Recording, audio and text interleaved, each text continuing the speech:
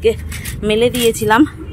আমার ছেলে বাবু সোনাটা পিছিয়ে সেই খোপে দিয়েছিলাম তো কালকে, রোদ্দুর সেরকম ছিল না, সেই বিকেলবেলাটা যাও শুকিয়েছিল, বিকেলবেলাটা সেই ওই খোপের উপর উঠে দাঁড়িয়েছে আর টয়লেট করে দিয়েছে। সেজন্য আবার সকালবেলায় এমন করো না, ভীষণ রোদ্দুর, এখন নিচে নেমে যাবো। আমগুলো একটু নাড়ে চড়ে দেওয়ার জন্যই এসেছিলাম। আর এটা ব্যাপারটা হয়েছে এটাই, সেই সকালবেলা আবার ধুয়ে মেলে দিয়েছি, শুকিয়ে গেছে, আর একটু শোকাক। এখন জামা কাপড়টা নিয়ে যাই, আজকে গ্যারেজে শুতে যেতে হবে দুপুরবেলা। এরকম অবস্থা। আর এই আমগুলো একটু এদিক ওদিক করলাম, আর এদিকে মশলাটা করে রেখেছি, মাছের ঝোলটা হচ্ছে, তারপরে ওকে চান করাবো। এখন কি একটু হাওয়ায় বসি, ওর শরীরটা ঠান্ডা, ও পেছন পেছন চলে এসেছে আমার।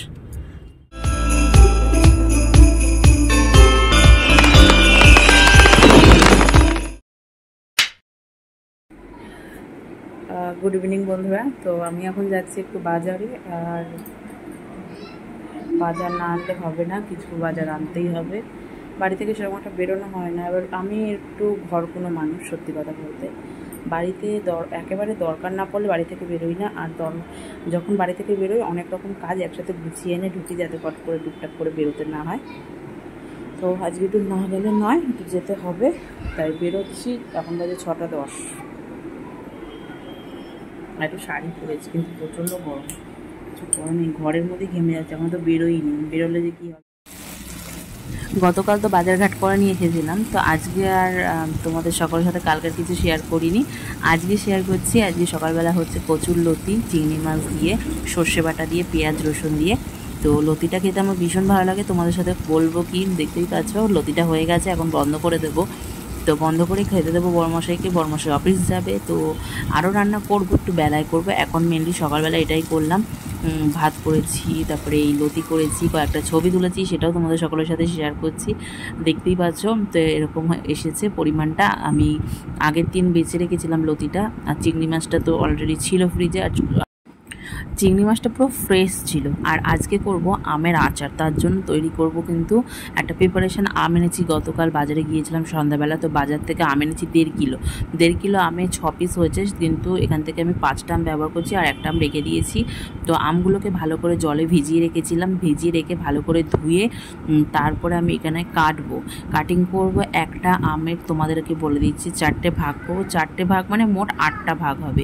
এরকম করে আমগুলো 8টা না, মানে একটা ভাগে 4টে, তো হ্যাঁ অবশ্যই 8টা ভাগ হবে।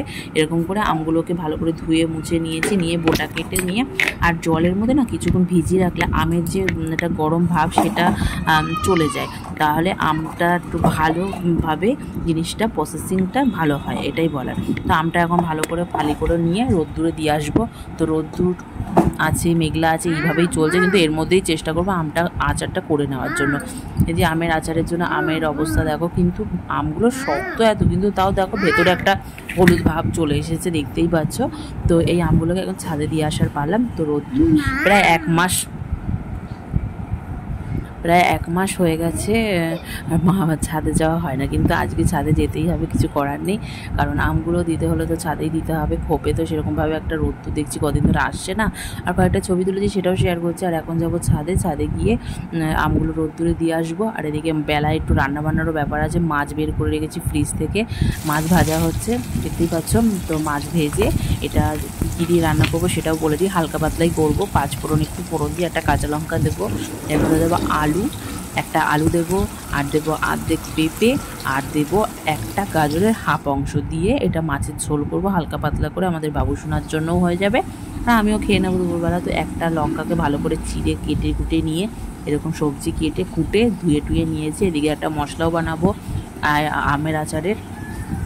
আমের আচারটা এই ভিডিওতে তোমাদেরকে আর দেখানো হয়তো হবে না, পরের ভিডিওতে দেখাবো, কিন্তু মশলাপাতি করেছি এই সমস্ত দেখা যায়, দেখতেই পাচ্ছ। 5 ফোড়ন আর কয়েকটা শুকনো লঙ্কা নিয়েছি, আর এদিকে সাদা সর্ষে 2 চামচ আর কালো সর্ষে 1 চামচ নিয়ে একটু ভেজে নিয়েছি, এটা শিলনোড়াতে বেটে নেব। তো আমি ভেজে কিন্তু এখনই বাটবো না, কিছুক্ষণ পরে বাটবো, সঙ্গে সঙ্গে বাটলে না যে কোনো মশলাই একটু তিতকুটে ভাব হয়। তো মশলা ভেজে কিছুক্ষণ 5-10 মিনিট রেখে দিয়ে একটু ঠান্ডা ভাব হবে, তখন কিন্তু মশলা বাটলে সেই তেতো ভাবটা আসবে না, নাহলে কিন্তু তেতো ভাব হয়। এটা তোমরা মিলিয়ে নিয়ে কথাটা হয়তো যারা খেয়াল করোনি, এবারটা তোমরা খেয়াল করে দেখো। আর আমার কাছে অনেক দিন হয়েছে আইসক্রিমের যে কোনগুলো হয় সেগুলো কিনে রাখা ছিল, সে ব্যবহার আর করা হয়নি, 1-1.5 বছর হয়ে গেছে।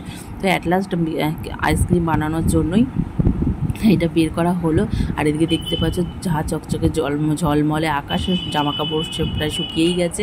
আর এই যে আমগুলো দিয়েছি, আর এদিকে জিরেও দিয়েছি রোদ্দুরে। এই জিরেগুলো আর সকালবেলা আমার বড়মশাই আমগুলো দিয়ে গেছিলো, আমি আর ছাদে আসিনি, খাবার দেবো বলে বড়মশাইকে, তা বললাম তুমিই যা। তো আমগুলো দেখতেই পাচ্ছ খুব সুন্দর করে এখানে 36 পিস আম রয়েছে, উনি আবার গুনে ভালো করে পরিপাটিভাবে সাজিয়ে দিয়ে গেছে। আর জিরেগুলোর অবস্থা দেখো, সব এই অবস্থা খারাপ, কিন্তু শুকিয়ে গেছে জিরেগুলো সব।